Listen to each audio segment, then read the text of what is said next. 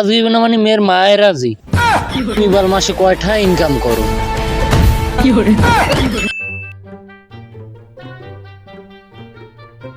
আসসালামু আলাইকুম সবুজ মিয়া, কেমন আছেন? ওয়ালাইকুম সালাম। ঘটক সাহেব, আপনি হঠাৎ এদিকে? এই তো আইলাম আপনার কাছেই। মৃত্যুর জন্য দুইটা পাত্রের সন্ধান নিয়ে এসেছি। এটা তো ভালো খবর। তো পাত্র কি করে? আব্বা এসব কি? তোমার না কইছি আমি এত তাড়াতাড়ি বিয়ে করব না? এই যা যা ঘরে যা, যাই তোর আম্মারে পাঠাই দে। হ্যাঁ ঘটক সাহেব বলেন, কি যেন বলতে চাইছিলেন?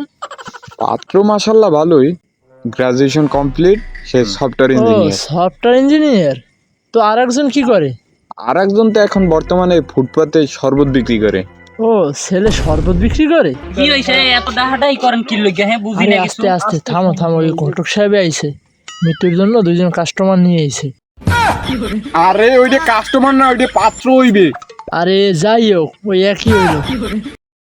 এখন শোনো তুমি, পাত্র দুইজন, একজন সফটওয়্যার ইঞ্জিনিয়ার আর একজন ফুটপাতে শরবত বিক্রি করে।